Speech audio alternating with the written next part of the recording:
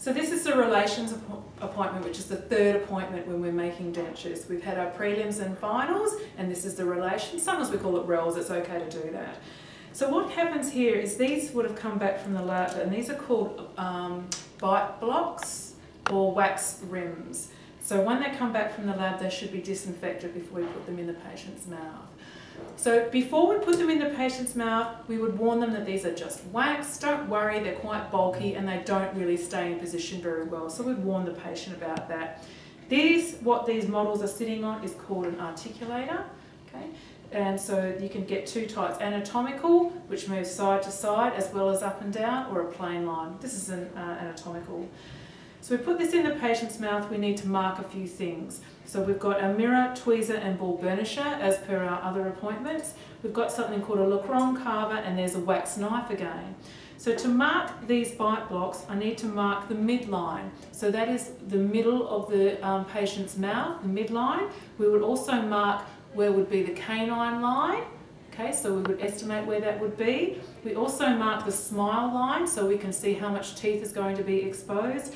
And also the lip line, so we can pop these in, look at the profile, make sure the lips aren't poking out too much or not enough. All of those things will influence where the technician is going to place the teeth. So those are the 4 things that we would mark on there. The next thing we need to figure out is getting the occlusion right.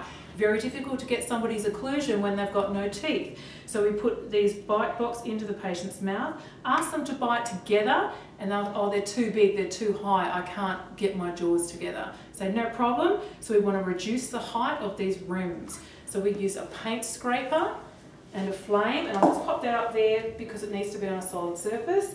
They would actually heat up the paint scraper and rub that along our bite block, and that melts off 1/4 ml or whatever they want, how much they want to reduce it by. So this to and fro's, this goes on for a while, uppers and lowers, until they can fit those 2 teeth together. If the operator takes off too much, that's why we have an additional piece of modelling wax out, and we can rebuild that up again. So that's getting the occlusion right, and that's what goes on for quite some time. We also have here a millimetre ruler to get measurements of what is freeway space and the lip distance and things like that.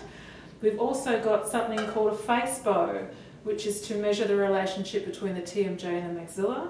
This is a Willis bite gauge for measuring those vertical dimensions, because we want everything to be in proportion. So the distance from the pupil to the corner of the mouth would be the same from the bottom of the nose to the chin. Willis bite gauge.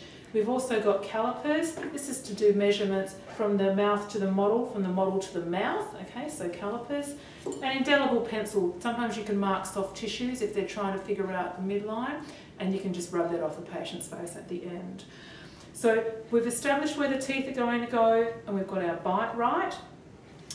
What we need to do is send that off to that lab in that position. So what we do is put perhaps the bottom bite block in, and this is another type of wax called sticky wax. So they'd heat this up once again over at the flame, and it drips like a candle, and they would rub that melted runny wax along that rim, put in the upper, and ask the patient to bite down and hold it.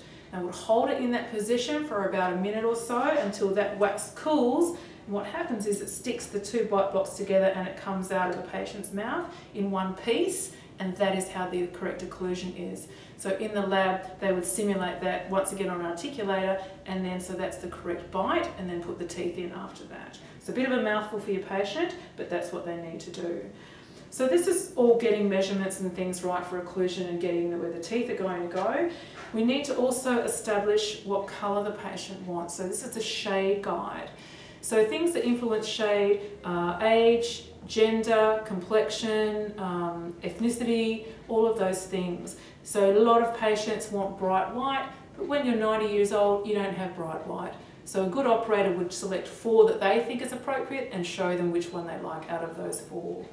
We also have a mould guide selection, because teeth, some are big and some are small, once again influenced by gender and age. So that's a mould selection, and we would try and get that to match what their natural teeth would have been if we can. So we'd select those things. Once again, disinfect, into the lab slip, fill out the lab slip when they're coming back. Also the shade and mould selection would go on here. Yeah, and then they come back in a week for our next appointment, which is a try-in.